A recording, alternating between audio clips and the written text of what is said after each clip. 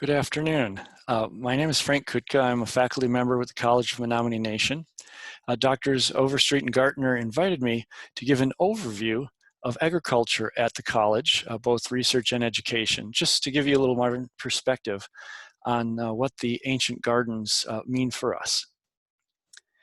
And I am going to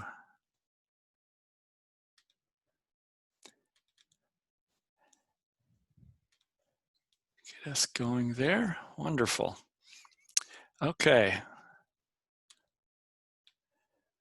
So I call this brief presentation, Seed Has Sprouted, Agriculture at College of Menominee Nation.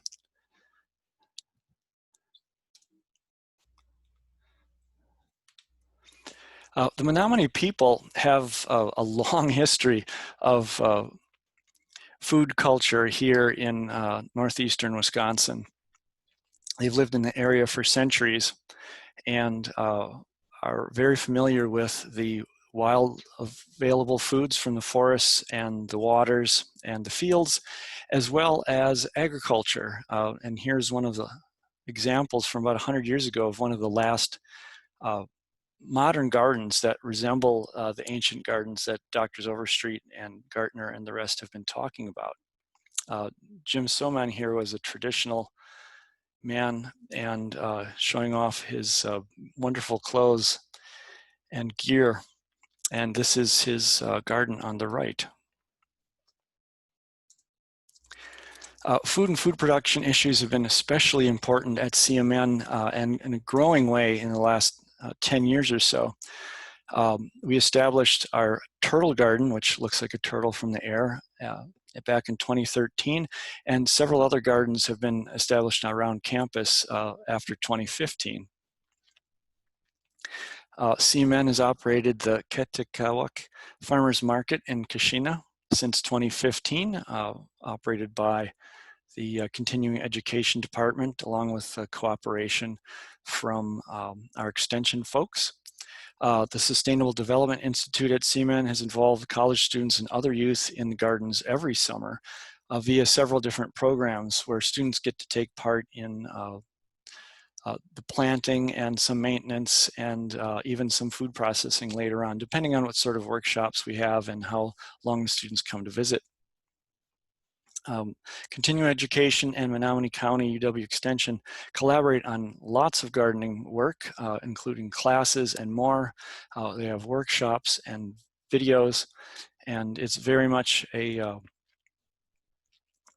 excellent collaborative effort to get out this sort of information to a population that's very eager to learn a lot more about gardening once more.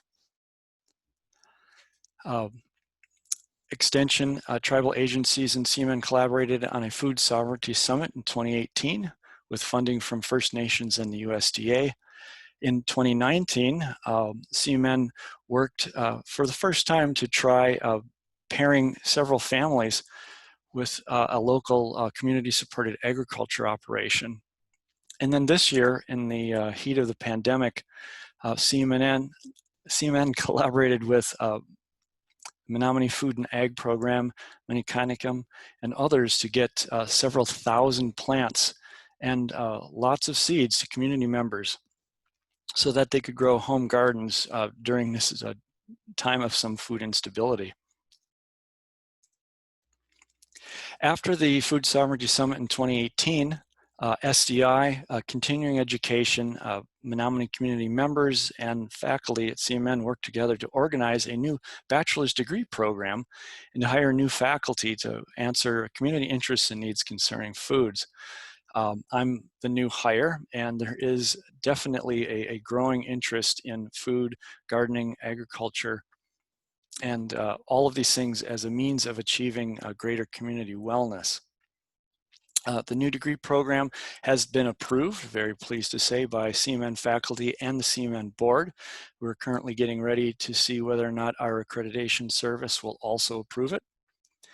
And with ongoing community input supported by the Native American Agriculture Fund, We expect to be able to design and deliver several new courses starting in the fall of 2021. So that's really come a long way very quickly, and we're quite excited.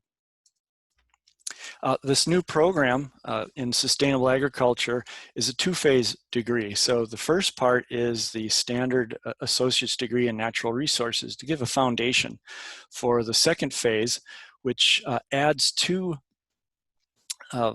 the AAS, additional science of business courses and agricultural courses featuring Indigenous culture and perspectives, and especially capstone courses that are a little bit outside of the norm perhaps for an ag program, sustaining community wellness and sustainability in place, where we really try to get our students to engage with the local community and start to see sustainability issues on the ground with real people in real time.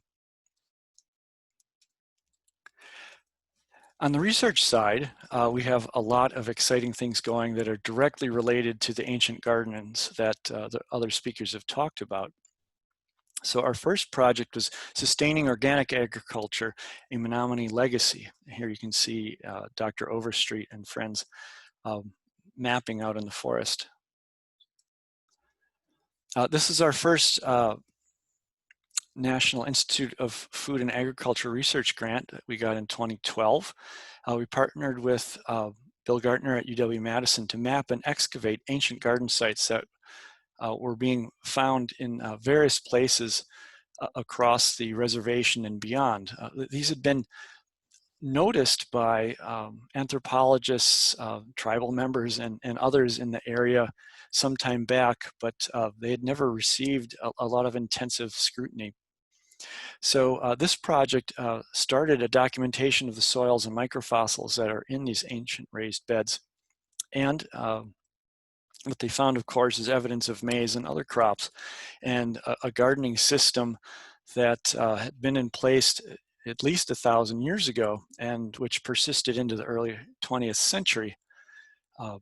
These sorts of gardens and full-scale large farms have been documented across the Menominee Estate now, from the southern part of the Upper Peninsula of Michigan down into the Ho-Chunk country in central and southern Wisconsin. Here's a site, the Joe Dick Road site and the east side. You can see on the left what these raised beds several centuries old look like once the vegetation is cleared. And on the right, there's a team working to excavate them to understand how they're put together and what was present in them. Like most research through CMN, we always try to include young people, college students and younger if possible. The Traditional Agriculture Project continued this research along with Dr. Gardner in ancient beds and related mounds and storage pits across the region. This particular project involves students at the digs and also on other related activities, tours to other sites of importance for understanding Indigenous history and culture. Students also took part in developing a garden that was modeled on the ancient gardens at the Menominee Cultural Museum, which you can see right here. Dr. Overstreet with Adam Schultz and Dolly Potts, both former students at CMN. And you can see this ridged garden here. You can still see that museum if you do come to visit sometime. That project spawned an additional project to the side we've referred to as the Flint Corn Project, which lasted from 2017 to 2019. And these same students, Adam and Dolly, started for us our very first direct agricultural research in the modern sphere. So here's Rebecca Edler, now the interim director at SDI, along with Adam, showing off some of the beautiful flint corn that they were growing. This is our third collaborative research project between CMN and UW-Madison, except in this time, Jamie Patton, a nutrient management specialist, was assisting. As a replicated experiment was put down to look at the effects of locally available soil amendments that may have been used in the ancient gardens including biochar or burnt plant materials.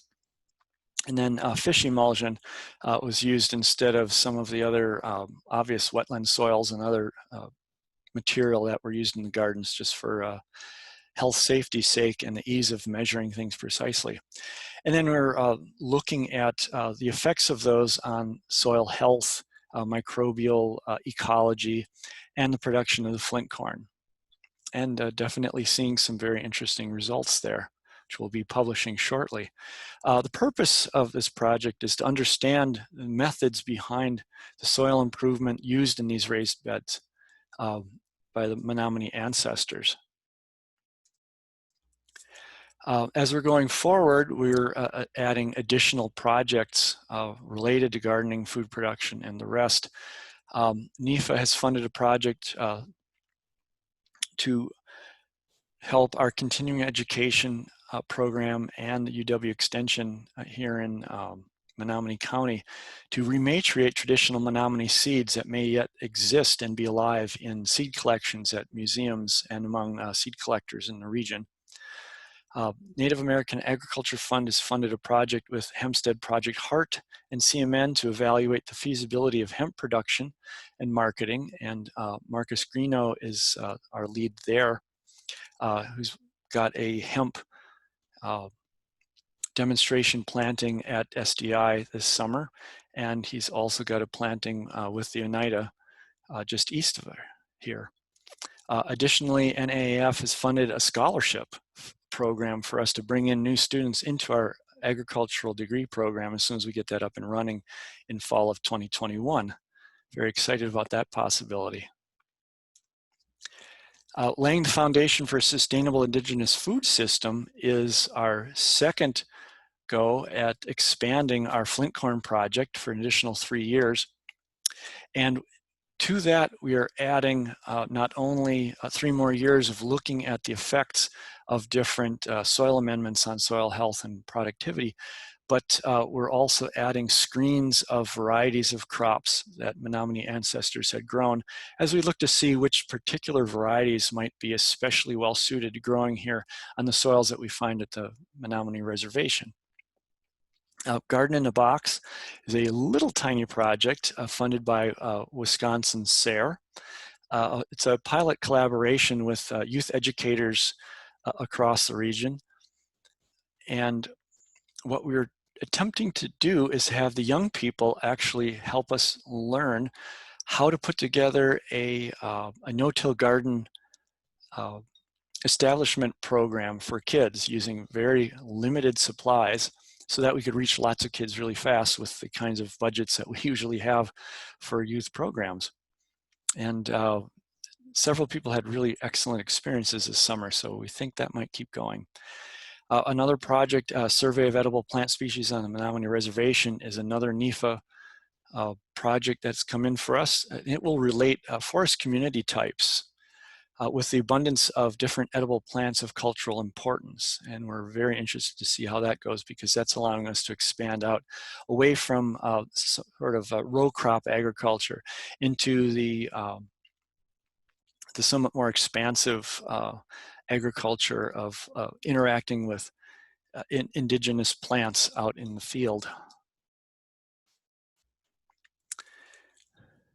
Advancing Sustainable Food Systems Based on Ancient Knowledge is a proposed project that would build on all of these by adding an investigation of forming raised beds to see what that actually does to soil health, soil conditions, and plant productivity.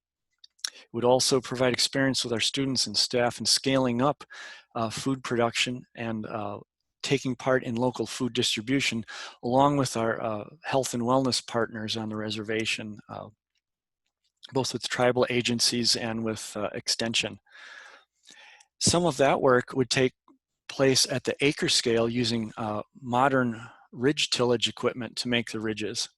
So it will be intriguing to see the degree to which this ridge system that became mildly popular back in the 70s, 80s, further west in Iowa and Nebraska, and which is currently extremely popular in northern China. They're really researching this hard right now.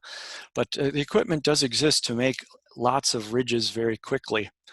So we will get to see both making ridges by hand and using machines so that our students can gain experience with the tools of all these different scales and decide where it is they want to go with their future agricultural endeavors. We do have some projects under consideration, a participatory plant breeding project for fruit that would allow us to develop new fruit varieties as well as provide many families with their own fruit trees. So that could be a lot of fun. If we get some successful rematriations of Menominee seeds, a seed production program could be used to teach students and community members about seed saving as we figure out how to scale up that seed supply and get it out to community members. And a flint corn breeding project to help address climate adaptation is one in discussion phase right now. It would allow us to join with regional partners to evaluate food and productive values of different flint corn varieties that still exist, and to do some early breeding for improved nutritional quality and adaptation to the new pests and diseases that climate change is unfortunately sending our way.